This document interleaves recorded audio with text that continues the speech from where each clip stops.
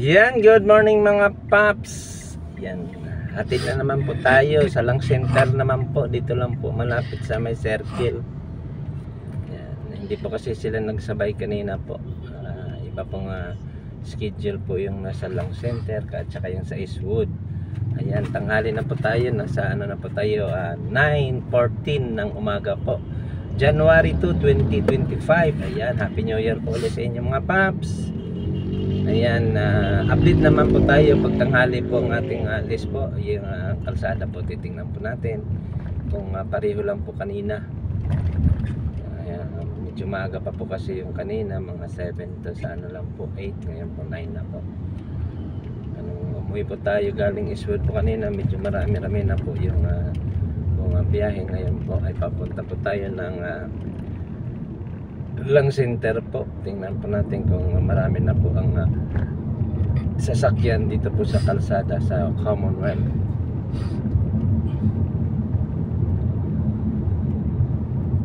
Ayan mga paps, dyan lang kayo, samahan niyo po kami pag hatid po sa aking anak sa kanyang trabaho. Ayan, nasa tunnel na po tayo sa may IBP Road, palabas po ng Commonwealth.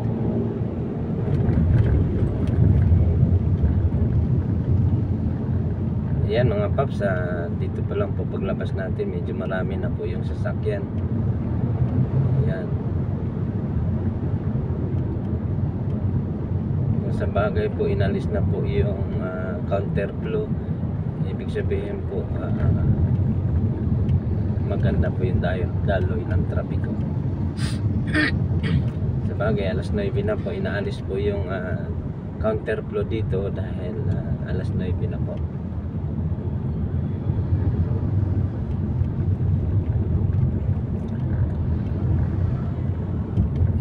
Paps, sa tapat na po tayo ng St. Peter.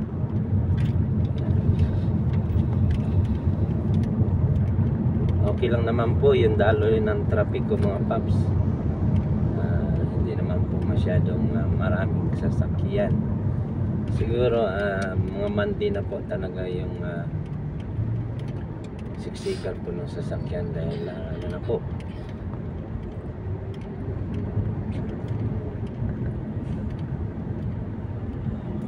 regular na po ang pasok sa Monday.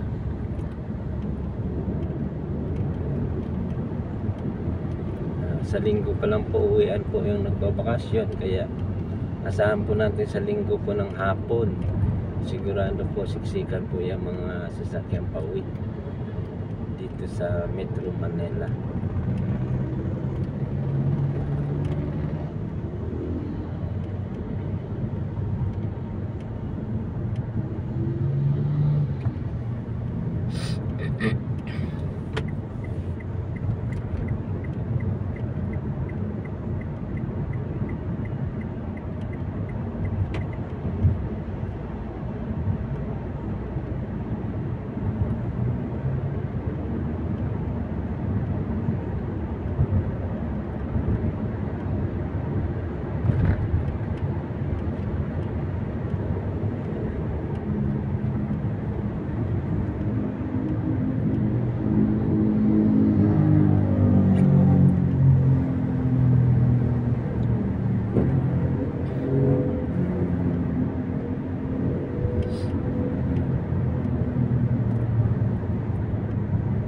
Ayan mga paps, malapit na po tayo ng Tandang Sora. Dito po sa Tandang Sora, pag tanghali na po, pag regular po yung pasok, ay nagsisikip din po dito yung trapiko. Dahil mayroon po dito nag-u-turn, may kumakaliwa po at pumapasok po sa counterflow.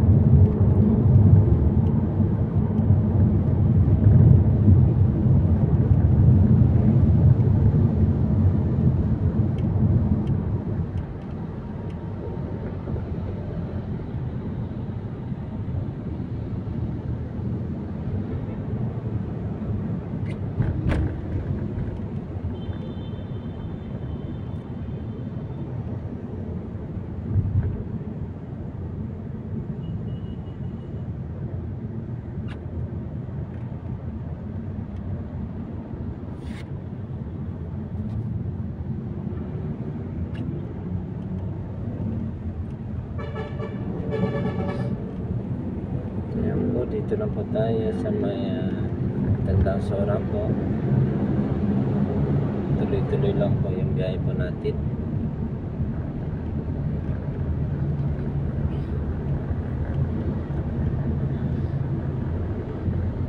Dito na po tayo sa tapat po ng Iglesia ni Cristo po, yung kanilang mataas na chapel, simbahan ng Iglesia ni Cristo.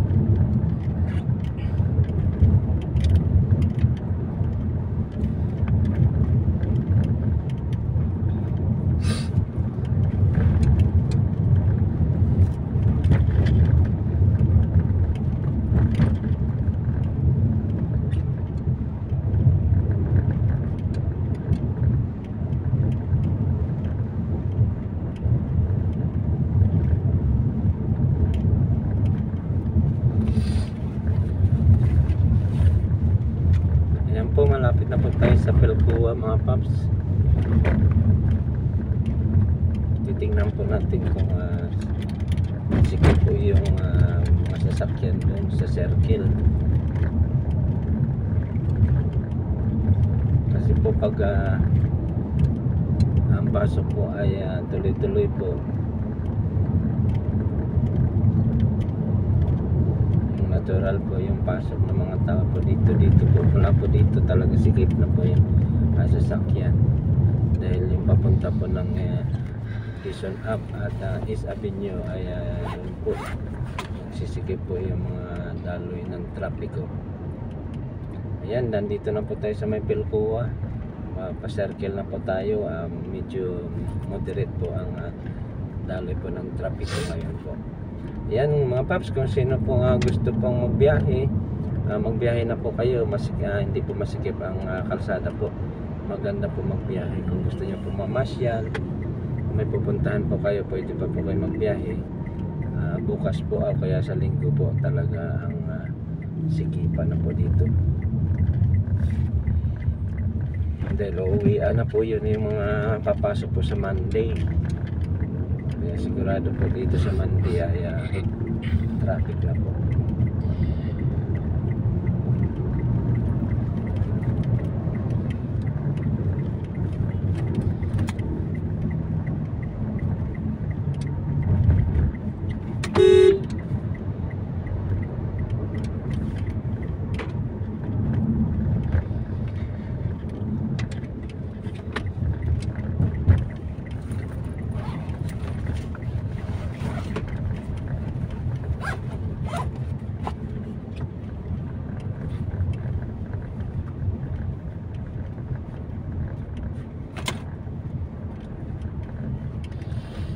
Ayan po, yung sa kanan ko po ay papunta po sa East North. Ayan, dito po. Dito po, dire-diretso lang po tayo. Ang labas po natin dito ay Quezon Up, tsaka East Avenue po. Kalayaan Avenue, papunta po ng Cubao, pwede rin po dito. C5, pwede rin po dito. Ayan po, yung sa kaliwa, kanan ko po, yan po ang Quezon Avenue po. Dito na po tayo sa Lang Center, papasok na po tayo.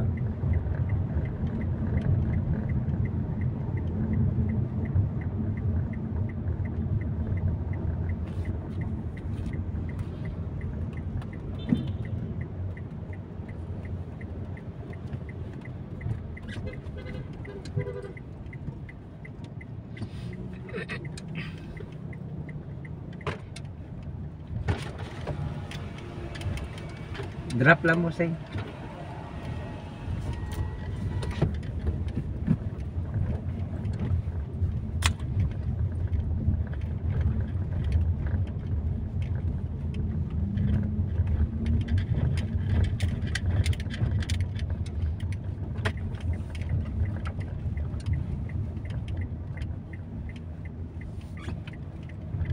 Ayan po, nasa loob na po tayo ng Lang Center.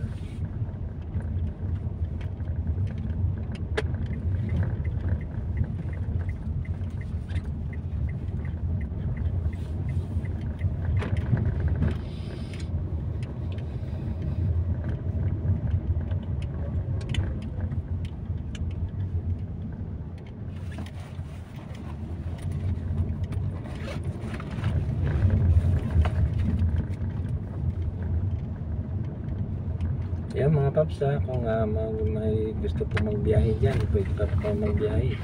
Maganda po ang daloy ng trapiko, hindi po kayo magta-traffic.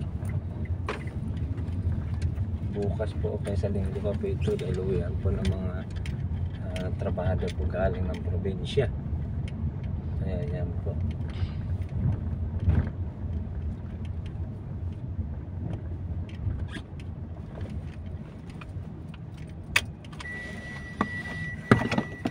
Tumarang po dito. Nyata. Ayan po, nandito na po tayo. Nag-drop na po tayo ng anak po.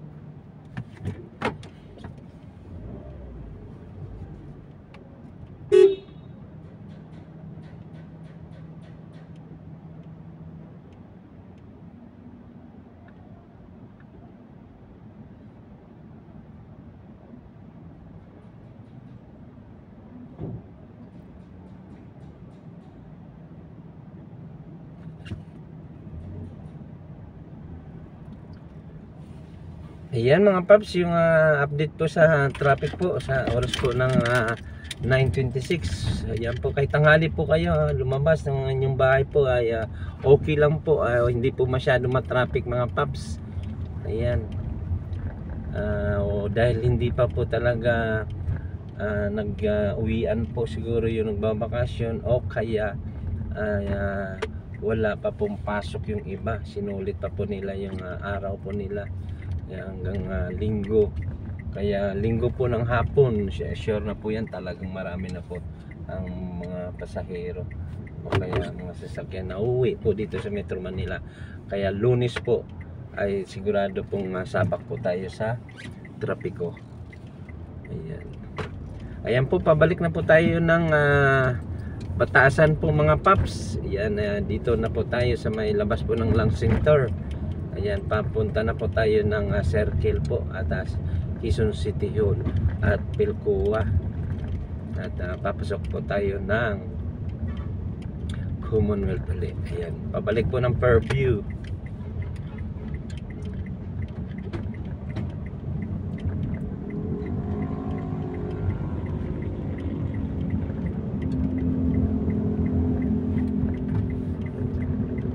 Ayan mga paps, yung pakanan po, East Avenue po, papunta po ng Cubao, Timog at EDSA po. Dito naman po yung yan po yung nakita niyo po yung may kulay green na bubong. Ayan po ang Quezon City Hall. Dito naman po sa may kaliwa ko po uli ay kanan po, mayroon po ditong pasukan po papuntang Kalayaan Avenue, Cubao po. Ayun po yung karatula po, sign po, yung sign ng papunta po ng Kalayaan Avenue, Cubao. Ayan po, papunta rin po ng C5 kung saan saan po lusot po yan, papunta po ng Santa Misa, pwede po kayo dyan.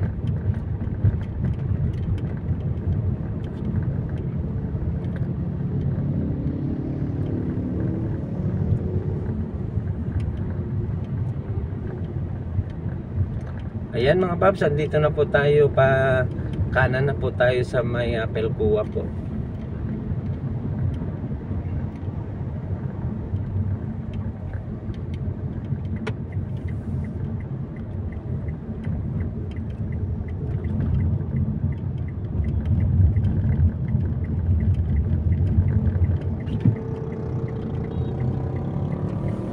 Ayan, nasa Pilcoa na po tayo mga paps. Ayan po yung sa kanan ko po ay papasok po yan ng university sa UP po. Ayan. Ito naman po yung diretso po pa Fairview po ito. Papunta po yan sa kanan po UP at CP Garcia po. Yan mga paps, nakita nyo po yung daloy ng trapiko. Walang masyadong sasakyan po, moderate lang po yung ating biyahe. Kaya yung gusto pa po mamasyal, o kung hindi pa po kayo nagpahinga lang po kayo, pag gusto nyo pong mamasyal, ay pwede po, wala pong ka-traffic. Yan. Kaya hindi po kayo mainip po sa kalsada na matraffic po kayo. Maganda po ang daloy ng trapiko ngayong January 2, yan, 2025.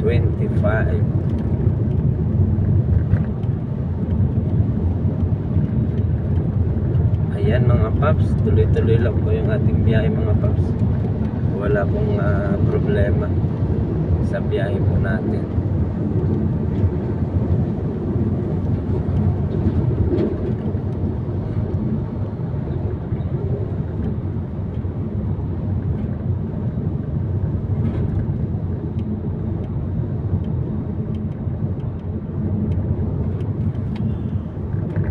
Ayan po, nandito na po tayo sa tapat po ng Iglesia ni Cristo. Yan.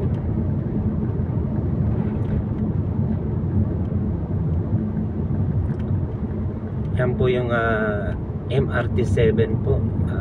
Dito po banda sa Commonwealth po, halos malapit na po matapos yung mga istasyon ng tren.